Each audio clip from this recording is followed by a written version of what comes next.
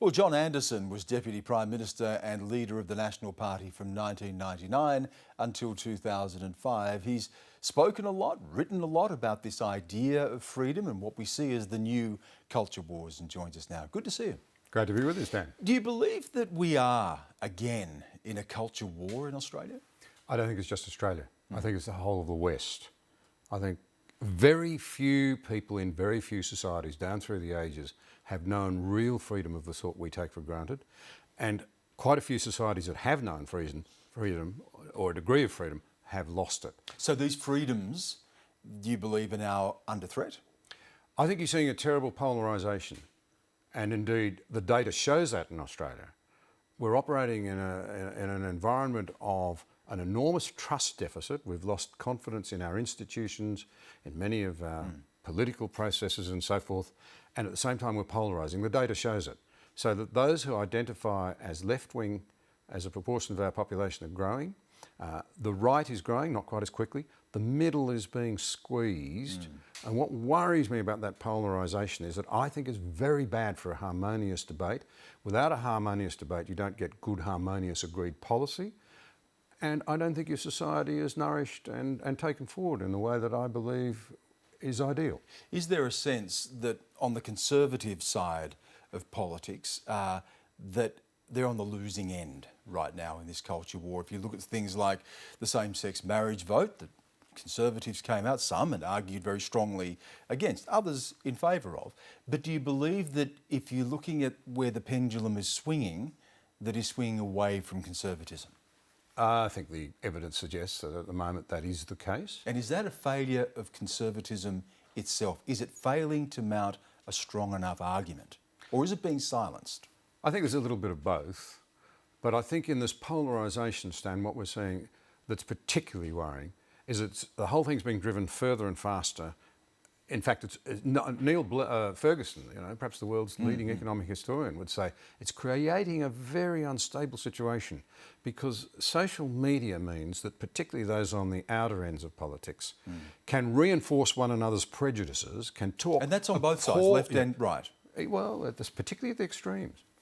And they can get into this terrible business of reinforcing their own prejudices that can boil over into hatred. The way people talk to one another on social media today, we're forgetting we're all Australians together. We actually have more in common and more to lose by not recognising what we have in common than we have by way of differences.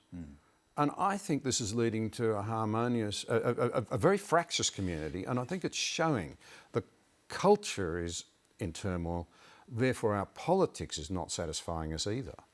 Neil Ferguson, of course, has written a lot, as have others, about this rise of identity politics, that he sees it being at the heart of these problems, that it is the Achilles heel of democracy, if you like, that rather than finding a civic we, that this shared idea of citizenship, that we are retreating into our tribes. What's driving that?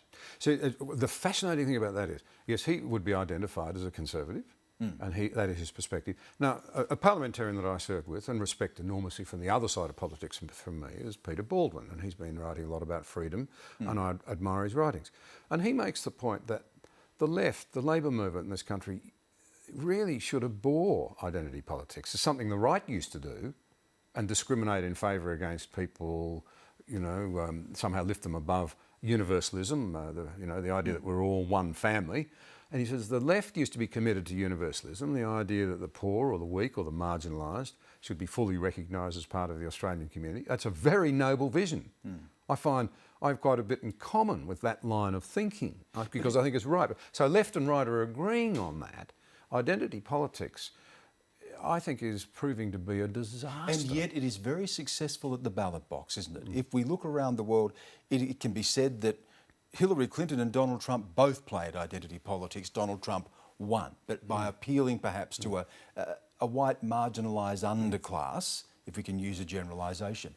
Would the same be at play here with One Nation, for instance, that may be appealing to an identity politics in the same way that the Greens may be guilty of appealing to an identity politics, but there are votes in it? Well, I think unfortunately there's probably a lot of truth in that, Stan, and that's what's concerning me. The reason I appreciate the chance just to express my concerns, I hope they're of some use as we think this through. The middle's being squeezed. You can see it in the data. And I don't think that's where Australians want our country to go. I actually think most of us have long believed... But that voice is not being heard. And do we see politicians playing to those constituencies, those hardened, fringe-dwelling, identity-driven politics because there are votes in them? Well, that's part and product, in a way, of the way in which our culture has drifted towards this extreme emphasis on the individual. So we're all autonomous and every one of us needs our rights. Far too many of us claim to be victims. And when we're victims, the problem is we're owed. So we say the rest of society's got to fix up our problems. And if we don't, they're guilty of hating us. And if they do, well, we're not thankful and we don't appreciate what we've got. And that's not the Australian way. It's not the way we've done it. We're speaking, I suppose, in fairly abstract terms. I want to get specific on a couple of issues. We just saw the story of Israel Folau, the rugby player, and for those who are not familiar, he's made some comments as a committed Christian. He's made comments that he genuinely holds. He says that he doesn't agree with homosexuality. Indeed, he said that homosexual people will end up in hell. Should he have been able to say that, or should he have been sanctioned for saying it? Oh, I believe absolutely he has every right to say that. And to be fair to him, I don't think it's fair to say he's condemning anyone. He's saying... Well, he says this is what my faith tells me. Yeah, that's what he's saying. And people need to, take a cold shower and stop and think through where he's coming from and ask themselves the question as to why he might say that.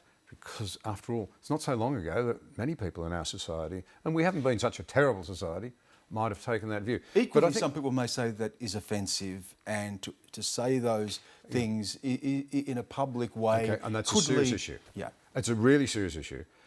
But we need to stop and think long and hard about where we set the bars here. In the battles for freedom, frankly, there are always difficult decisions to be made. But you've got to set some frameworks. And I think, to me, I can understand that a lot of Australians are probably not terribly switched on to religious freedom. Well, there's a review coming up. Does that relate to people who might be in the church or in ministry or whatever? I think it's actually much broader. The genius at the heart of Western harmony, in as much as it's never been perfect, no, but we've achieved a far higher degree of it than most societies, and we want to hang on to it, especially in this country, with our emphasis on a fair go.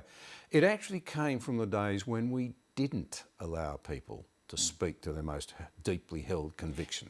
If we're talking about religious freedom, and you're talking about it in a Western context, perhaps a Judeo-Christian context, but of course there are other religions who would also enjoy those freedoms. Should the same freedoms be then extended to followers of Islam, Buddhism, Hinduism, a whole range of other religions should enjoy the same freedoms in Australia? Well, let's just come to our own culture first and its history. We don't seem to want to learn and study our history now, and I think we pay a price for it. But in our culture, and this was pointed out to me by an atheist, Frank Ferruti from the UK, a man I respect enormously, enjoy his company, a very interesting man. But he made the point that the first Western freedom was freedom of conscience, when we learnt that it was a bad idea, and it was repulsive, and it certainly wasn't Christian, to burn people who had a minority view at the stake. And unfortunately, people with a minority view might belong to a group, but one day will be in the majority, and then they do it to the others. And all of this conversation lands at this point. We don't live in societies anymore that are necessarily ethno-nationalist societies. We live in what are broadly termed multicultural societies. Yep. We're sharing our countries with people of different faiths, different backgrounds. Yep. How do you hold that together at a time when we have the mass movement of people, we have globalisation and a collision of all of these ideas? I don't pretend it's easy, Stan, but I think we ought to say, where did it come from in our culture? Because it's unique, this commitment to freedom. And it's not just... See, freedom of religion ought to be seen, in my view, as freedom of conscience, freedom of belief, freedom of religion. We all have consciences. We all have belief systems. We might be in the minority one day and the majority the next. It may shift. It does over time. That's what happens. But where do you find that point at which people are able to come together and say, despite those differences, there are shared values here that hold us together? And what are those values based on? Well, I think in our culture they've been based on the idea of the worth and the dignity of every individual. Now, that's not to say, and Menzies used to make this point, Not to say the outcomes can ever be equal, because different people have different aspirations, different abilities, different interests. They go down different paths. Some become wealthy, some don't. For some people, that's not even important. But every individual worth, and he made the point that in a Christian culture, because they bear the stamp of God. This was Robert Menzies, our longest standing Prime Minister, and in those days most members of the Labor Party would have agreed with him on this point. We ought to remember that. There would have been bipartisanship over it, because every individual has sort of equal value, John, if you like, in the ultimate sense. I only have about 30 seconds left, and I have to hold you to it, unfortunately. But if you were able to say, with all of this discussion about competing ideas and that marketplace of ideas and shrinking that tension between us to find that centre, what should those values be ultimately based on? Are you talking about a Western Judeo-Christian ethic that you fear is at risk that should be the core value of Australia? Well, I do believe it should be the core value, because I don't think anybody else has written a better book on freedom. I honestly don't. And we're reaching the point now where some people on the political extremes are beginning to tell us what we can say and therefore what we can think. I don't think governments or the mob should ever be able to discriminate against a minority or a person who holds a minority view. On this program, that's exactly what we like to do, and it's been a pleasure to be able to have you on the program. John, thank you so much. Thank you, Stan. It's been great.